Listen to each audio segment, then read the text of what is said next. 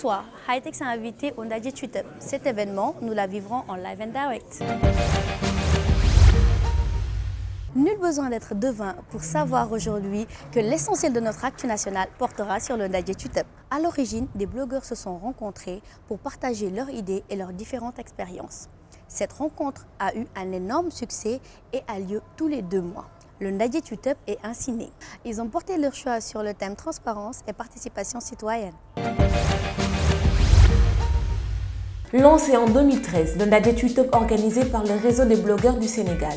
On est déjà à sa 4e édition, qui s'est tenue le vendredi 14 mars 2014 au siège de Osiwa. Le thème débattu, transparence et participation citoyenne.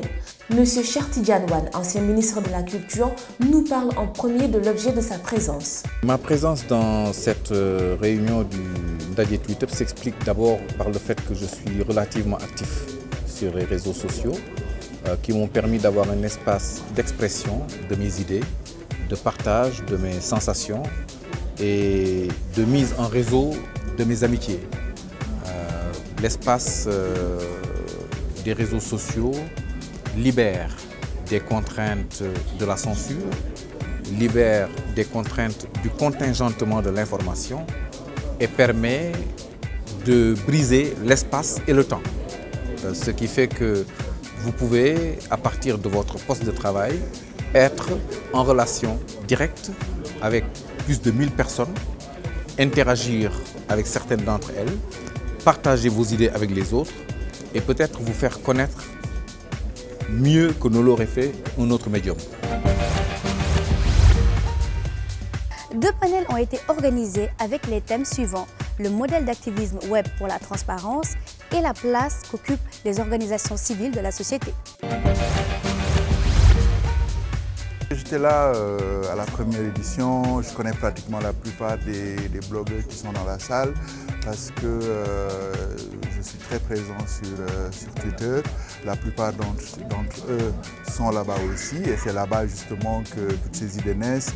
Donc on en discute, je les vois en discuter et très naturellement quand ces idées prennent forme, quand ces idées se réalisent, bah, voilà, je fais partie des premières personnes, ou des premiers artistes en tout cas, à qui on demande d'être présent. Sur Internet, c'est la même chose. Les blogueurs, c'est comme des crieurs, c'est des gens qui se retrouvent sur une interface où ils ont la possibilité soit d'écrire des textes, soit de faire des vidéos, soit de faire passer des bandes audio. Donc ces gens-là, ne se réclamant pas journalistes, aujourd'hui ne constituent pas de menace, parce que le blogging n'est pas le journalisme. Beaucoup de gens pensent aussi que c'est juste pour nous amuser qu'on est sur Internet. Même si aussi il y a le côté fun qui occupe vraiment une grande partie sur Internet. Mais les activistes savent vraiment le rôle qu'ils peuvent jouer dans une société. Le cas de la Tunisie, tout le monde le sait, la révolution a démarré sur Internet. Donc c'était sur Facebook. Les gens au début disaient oui, c'était juste un truc éphémère. Mais on sait que maintenant ils ont renversé le président qui était là-bas, ils ont changé pas mal de choses. Donc, la même chose aussi s'est peut-être passé au Sénégal parce que la couverture qu'on avait eue durant les élections au niveau des réseaux sociaux ont permis une plus grande visibilité de notre pays par rapport à l'international. Donc les journalistes de grandes chaînes de télé et de radio sont venus parce qu'ils suivaient un peu ce qui s'est passé sur Internet grâce aux réseaux sociaux. Et tant que l'homme aura la possibilité de pouvoir exprimer ce qu'il sent, ce qu'il a envie de partager, il le fera quelle que soit la génération technologique qui existera à son époque. Qu'on parlera de blogging ou qu'on parlera de néo-blogging, il n'y a pas de différence. Le journaliste, lui, restera dans sa profession avec ses outils, ses médias et ses supports. De hautes personnalités ont également bien voulu témoigner de leur présence pour cette 4e édition du Ndaje Tweetup, dont son Excellence Monsieur l'ambassadeur des Pays-Bas au Sénégal et celle de la Roumanie. Monsieur Mamles Camara, journaliste, Monsieur Babacar Gaye du Parti démocratique sénégalais et l'ensemble des blogueurs du Sénégal. Rendez-vous est pris dans 2 mois pour la 5e édition. On a beaucoup parlé des différents réseaux sociaux que sont Facebook et Twitter. Aujourd'hui, je vous présente un autre type de réseau. Devinette, il vous permet d'avoir un réseau social et marche comme Facebook ou Twitter. Mais en plus, il vous permet de constituer un réseau professionnel. Votre CV en ligne à la portée de tous les décideurs Bien sûr, il n'y a que LinkedIn et Viadeo. Cependant, comment cela marche? Et surtout, est-ce que c'est vraiment un tremplin pour avoir un job ou travail? La question de la semaine. Loin des plus d'1 milliard d'utilisateurs de Facebook et loin également de Twitter, LinkedIn compte aujourd'hui plus de 250 millions d'utilisateurs. Mais le français Viadeo s'accroche et compte déjà 55 millions d'utilisateurs. LinkedIn est sans doute le leader dans le domaine de l'emploi sur les réseaux sociaux. 56% des recruteurs utilisent des réseaux sociaux dans un processus de recrutement, principalement pour vérifier le CV des candidats et se renseigner sur lui via une recherche sur Google, mais aussi sur les réseaux professionnels. Ce qui nous amène à nous demander pourquoi un réseau social pour les professionnels, de parler de la pertinence d'un réseau social de professionnels. Je pense que dans le contexte de pénétration de l'Internet, il était important de regrouper sur des plateformes tous les professionnels pour qu'ils puissent trouver des partenaires, pour qu'ils puissent rechercher des emplois. Et donc voilà en gros le principe derrière lequel ces deux plateformes, que sont LinkedIn et Viadeo, se sont basées. C'est social en fait, c'est pour connecter les gens, mais dans le domaine professionnel. Alors, il permet d'abord d'avoir accès à des annonces qui sont la plupart du temps cachées au public, qui sont internes en général, donc on les retrouve tous sur Viadeo ou sur LinkedIn. En général, on ne mélange pas trop sa vie privée et sa vie professionnelle. Donc, les photos de vacances que je vais échanger sur Facebook avec mes amis, c'est un peu délicat si quelqu'un qui s'intéresse à moi, qui veut me recruter, a accès à ces mêmes photos, parce qu'elles peuvent être compromettantes, etc. D'où l'intérêt de bien délimiter en fait sa vie professionnelle sur les réseaux, de sa vie privée, personnelle sur des réseaux qui s'y prêtent bien comme Facebook. L'on se demande quelle est la notoriété des réseaux sociaux professionnels au Sénégal. Les professionnels sont-ils vraiment digitales? Je pense qu'au Sénégal, les réseaux sociaux professionnels ont de la peine à s'imposer. En ce moment, on a 1 200 000 utilisateurs sur Facebook, mais pour les réseaux sociaux comme LinkedIn, on est encore à moins de 300 000 personnes. Au Sénégal, les réseaux sociaux les plus utilisés, c'est Facebook, ensuite Twitter. Viadeo et LinkedIn sont moins utilisés, peut-être parce qu'ils ne sont pas vraiment connus. Mais bon, Viadeo quand même a installé son premier bureau africain, je pense, à Dakar. Il y a plus de 50 000 utilisateurs, Viadeo en tout cas au Sénégal. Au départ, nous, avant de venir nous installer au Sénégal, on avait déjà constaté qu'on avait des membres au niveau du Sénégal, donc des gens qui étaient inscrits sur le réseau. Et donc qui s'intéressait naturellement à cette opportunité pour développer sa carrière, faire du networking avec d'autres professionnels. Et donc depuis que nous sommes présents vraiment sur le continent, on se rend compte que l'engouement est encore plus fort. Malheureusement, les recruteurs, ils utilisent ces réseaux sociaux pour recruter toujours en second plan, après avoir utilisé les médias classiques, malheureusement. Mais ils ne sont pas tous digitaux. On a une infime partie de professionnels qui sont digitales, mais je pense qu'on ne fait pas vraiment confiance à ces réseaux et qu'on ne les voit pas pour le nid de potentiel qu'ils sont. Donc on a plein d'utilisateurs qui ne mettent pas à jour leur compte, alors que moi je trouve que c'est vraiment très important parce qu'aujourd'hui, n'importe quelle personne peut arriver sur LinkedIn, taper un centre d'intérêt et rechercher des personnes. Dans un pays comme le Sénégal qui ne compte à peu près que 300 000 personnes dans le monde actif contre 13 millions d'habitants, quelle place jouent les réseaux sociaux professionnels? Au Sénégal, le marché n'est pas assez mature pour les réseaux sociaux professionnels. Comme on a 300 000 professionnels et sur ces 300 000, on en a peu déjà qui sont sur les réseaux sociaux. Sur ces 300 000, on en a aussi peu qui ont accès à Internet tous les jours de façon récurrente. Malheureusement, ils ne sont pas utilisés au maximum de leur performance. Donc des études ont prouvé que ceux qui réussissaient à avoir du travail sur les réseaux sociaux professionnels sont ceux qui y sont tout le temps. C'est une opportunité qui dépend de l'évolution de l'Internet dans notre pays. Et avec les avancées technologiques en ce moment, je pense que c'est quelque chose qui va venir. Si c'est utilisé au maximum de leur performance, je pense que oui, ça doit marcher normalement. Existe-t-il des opportunités d'emploi pour des personnes qui n'ont pas de qualification particulière ou juste non qualifiées avec zéro formation? Rarement. C'est un réseau, ce sont des réseaux très professionnels. Il est très difficile déjà pour les professionnels avec des qualifications d'y avoir un travail. Donc c'est d'autant plus compliqué pour ceux qui n'ont pas de qualification particulière d'avoir un travail sur les réseaux sociaux professionnels. Moi je peux dire aujourd'hui j'ai été recrutée à travers LinkedIn. Mais dans les stats, je fais partie de 20% de personnes qui ont la chance de se faire recruter à travers des réseaux sociaux professionnels au Sénégal. C'est souvent des postes où on te demande un bac plus 5, bac plus 3. Qu'on ait une formation ou qu'on n'en ait pas, si on sait utiliser l'outil pour se donner de la visibilité et se mettre en valeur, l'objectif c'est de rentrer en contact avec des gens qui ont des offres. Donc c'est juste la loi de l'offre et de la demande tout simplement. Il y a un nouveau produit qu'on va sortir prochainement qui s'appelle Face to Face. L'objectif, c'est un peu comme une place de marché où, tiens, moi je veux vendre mon téléphone, j'arrive, je dis, tiens, j'ai un Samsung Galaxy à vendre.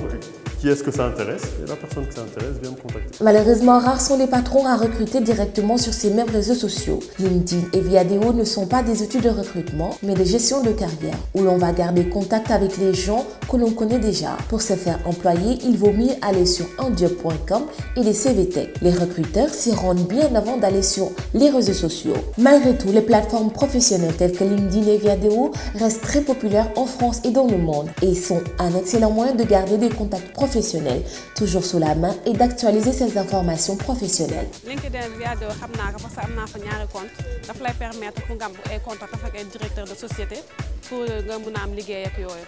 Viadeo c'est un compte, c'est un réseau social qui nous permet d'envoyer nos CV si facilement sans nous déplacer. Ouais, Viadeo maa ngi koy dégg nag maa ngi koy dégg pare que ne mën nga ci déposer say CV am ci job quoi. aw ma Viadeo aussi tamit aw ma LinkedIn. di leen a permettre nga def connaissance ak ay directeur de société ñoo xamante ne dañoo bëgg recruter ay jeunes étudiants yoo xam ne comme par exemple pour boo nekkee infographiste mën na am société bu la gis société de publicité pour jël la nga nekk foofu infographe ak yooyu. loolu damay gis ne lu baax lay nekk quoi comme Sénégal luñ tàmm di wax branlo moo fi am quoi bu amul connaissance pour nga am job day métti. dina ma arranger benn côté parce que dina ma wàññi yenn frais yoo xam ne comme par exemple may déplacé wu di dem di fay oto dem pour déposer di dugg ci société te doo xam ndax kii nu mu tuddati CV bi di nga ci gars yi dina ci jot wala. Sénégal pour nga ut liggéey dafa jafe parce que il faut nga am branlo comme par exemple nga bëgg liggéey ci benn société boo fa amul tonton wala xarit bu fay liggéey kenn du la nangoo jël comme sama genre nga xam ne xamuñu kenn ci société yi suñu paree jàng même bu ñu amee diplôme yi nekk Sénégal yi gën a baax tamit boo amul ku la jàppale doo dem. Vous est-il déjà arrivé de penser à noter votre opérateur mobile? Eh bien, c'est chose faite. Et dans notre action, bref, nous allons vous montrer comment et pourquoi. Et en prime, nous allons aussi vous montrer le lancement de la Startup Tour 1.0. L'association Jepna, jeune entrepreneur et promoteur du numérique africain, et le MWA, mouvement Keparo Askanui, a lancé la banlieue Startup Tour 1.0 ce samedi 15 mars à Pikine. Cet événement, qui se déroule à des dates différentes et dans des endroits différents de la banlieue de la capitale sénégalaise, a pour objectif de mettre en compétition les jeunes talentueux des banlieues à travers des applications et des outils, mais aussi qui sera accompagné de concepts tels que le e-job, le e-éducation, le e-solution, e-entrepreneuriat pour promouvoir davantage l'entrepreneuriat des jeunes dans le secteur des technologies, de l'information et de la communication. Nos opérateurs de téléphonie ont souvent pour souci de faire des chiffres d'affaires et gagner des parts de marché que d'offrir les meilleurs services aux abonnés. Il a été lancé la campagne Note ton opérateur. Elle consiste en un court sondage qui permet aux internautes de s'exprimer sur leur niveau de satisfaction quant à la qualité des services offerts par leur opérateur. Après avoir reçu 5000 avis, les résultats seront rendus publics et continueront à être mis à jour via le site meilleuropérateurafricain.com pour permettre aux opérateurs de s'enquérir de l'état d'esprit des abonnés. Le programme a été lancé en bêta pour le Sénégal, mais couvre désormais le reste de la zone francophone du continent. Alors, avez-vous noté votre opérateur?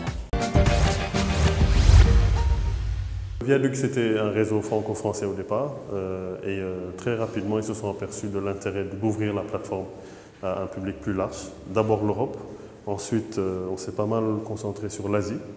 On a racheté des réseaux sociaux professionnels en Inde et en Chine. Et aujourd'hui, le marché chinois on va dire en termes de taille de communauté, c'est la première communauté Viadeo au monde en fait. Il y a plus de 17 millions de membres en Chine. Une plateforme Internet, d'accord? Cette plateforme Internet est accessible sous différentes langues. Il y a à peu près 8 langues aujourd'hui. Et donc, d'où qu'on soit dans le monde, on peut accéder à la plateforme, d'accord?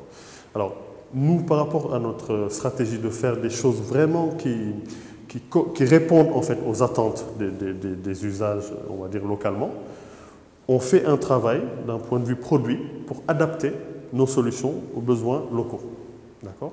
Donc ça, c'est un travail qu'on fait pour faciliter en fait l'accès à notre plateforme et permettre à tout un chacun d'y accéder parce que de plus en plus le monde évolue et si on n'est pas sur ces plateformes, quelque part on se coupe d'un certain nombre d'opportunités. Au Sénégal par exemple, les gens utilisent énormément Facebook.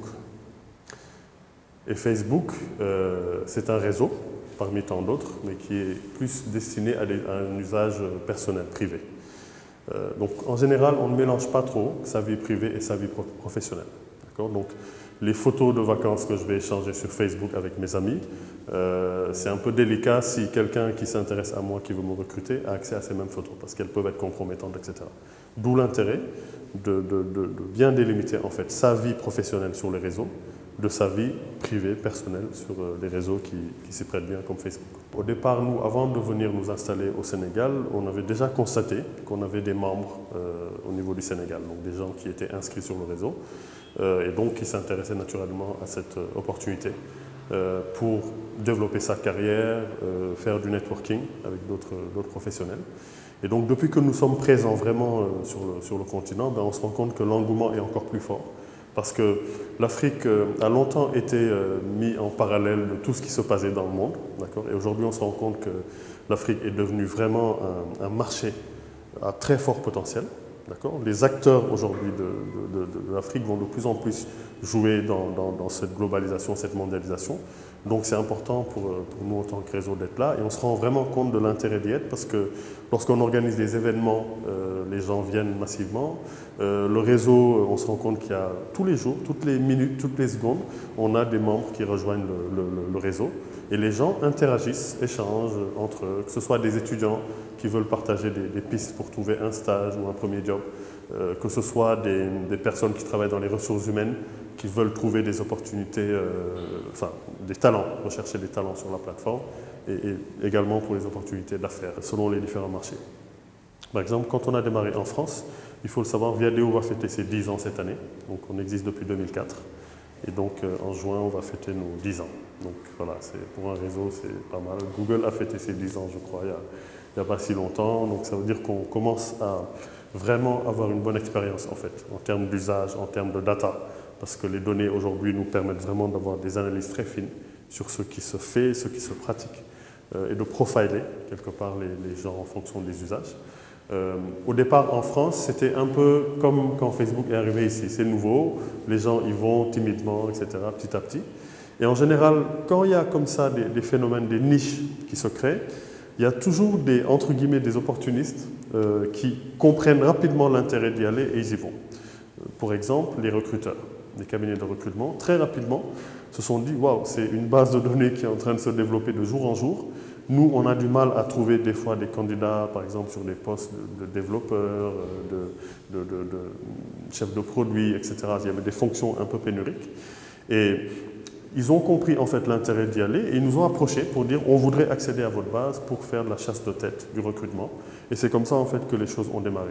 Et petit à petit, quand il y a eu la crise en 2008, les entreprises se sont dit, bon, on travaille avec des cabinets, des prestataires qui nous proposent des candidats, mais quand c'est la crise, on va peut-être nous organiser, nous, en interne pour pouvoir le faire nous-mêmes. Et c'est comme ça que c'est rentré vraiment dans les usages d'un point de vue purement recrutement. Aujourd'hui, en fait, on a des sociétés qui sont spécialisées dans l'intérim. qui utilisent Viadeo pour proposer des opportunités d'emploi à des gens, par exemple, qui travaillent dans les services portuaires, qui travaillent dans la manutention, qui travaillent dans le gardiennage, etc., pour leur proposer des opportunités.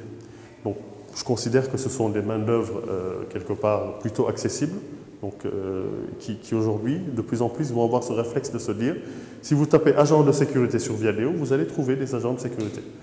Pourtant, au départ, comme je vous disais, c'était peut-être un peu élitiste, on n'avait pas ces profils-là. Aujourd'hui, vous prenez tous les secteurs, que ce soit le BTP, que ce soit tout ce qui est main-d'œuvre peu ou pas qualifiée, ben, c'est des gens qui arrivent naturellement sur le réseau pour décrocher des opportunités. Donc je pense que les réseaux peuvent aider en fait à ces personnes-là à trouver des opportunités d'emploi. Je vous avais parlé l'année dernière de la Leapmotion qui permettait le contrôle par geste sur vos jeux vidéo. Cette fois, je vous présente YouMove. YouMove est une technologie qui va démocratiser le toucher sur le mobile. En termes plus clairs, on va passer du tactile par simplement un hochement de la tête ou encore un clignement des yeux pour contrôler votre mobile. YouMove, une application pour contrôler votre smartphone avec votre tête et vos yeux.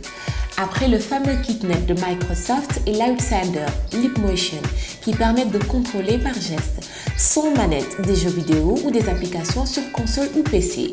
Voici YouMove, une nouvelle technologie qui pourrait démocratiser le contrôle par geste sur mobile. Mise au point par la start-up israélienne YouMove, cette technologie explore une nouvelle façon d'interagir avec un smartphone ou une tablette. Oubliez les interactions tactiles. Avec YouMove, il suffit de hocher la tête et de cligner des yeux pour contrôler votre appareil mobile. YouMove est capable de suivre en temps réel les mouvements de votre visage, face tracking, et de vos yeux, ear tracking, en utilisant la caméra frontale de votre appareil mobile. Bientôt disponible sur l'application Store Android, cette application peut d'ores et déjà être testée gratuitement sur l'application Store d'Apple. Les numéros de high-tech se suivent et ne se ressemblent pas. Je vous ai habitué à du amazing et je continuerai à vous présenter des produits amazing. Aux amateurs de pizza, la célèbre chaîne américaine Pizza Hut cherche à innover en présentant une table interactive. Que permet de faire la table? Je vous le dis, elle permet de composer votre pizza, de commander votre pizza, de la payer et en même temps de jouer en attendant que tout ceci arrive. Ils l'ont fait, ils l'ont pensé, bien sûr, ce sont les Américains. La concurrence est rude sur le secteur de la pizza. Pour se différencier et offrir une toute nouvelle expérience aux clients, la célèbre chaîne américaine Pizza Hut, 6000 restaurants dans le monde, cherche à innover avec une table interactive tactile qui permet de composer sa propre pizza, de la commander, de payer et même de jouer en attendant d'être servi. La vidéo nous montre comment fonctionne cette technologie. Une fois assis autour de ces tables interactives, les clients peuvent choisir la taille de leur pizza, le type de pâte, la base et les éléments qui composent sa garniture. Pour payer, rien de plus simple. Le paiement est réalisé sans contact via le smartphone du client. En fait de patienter dans les meilleures conditions, la table interactive offre au client la possibilité de jouer à quelques petits jeux légendaires préinstallés. Malheureusement, cette table interactive n'en est encore qu'au stade du concept. Il est donc peu probable de pouvoir trouver un type de table interactive chez Pizza Hut dès demain. Les puristes et amateurs de vin vont crier à l'infamie. The Miracle Machine est le produit que je vous invite à découvrir. Il permet à n'importe qui de devenir producteur de vin en seulement quelques jours. Ce qu'il faut, c'est simplement avoir la machine, avoir de l'eau et quelques ingrédients et bien sûr votre application dans votre smartphone. Les puristes et véritables amateurs de vin vont crier à l'infamie. The Miracle Machine est un dispositif qui permet à n'importe qui de créer son propre vin à la maison en accéléré, en seulement quelques jours. Tout ce dont vous avez besoin se résume à cette machine. De l'eau, quelques ingrédients et une application sur votre smartphone. Pour se transformer en artisan producteur de vin, il suffit d'installer l'application The Miracle Machine sur votre iPhone, de sélectionner le style de vin souhaité et de suivre la recette. Connecté à la machine via Bluetooth, le smartphone va suivre la progression de la vinification. En 3 jours ou plus selon le type choisi, votre vin fabriqué maison sera prêt pour la consommation. C'était tout pour cette semaine. À dans 15 jours.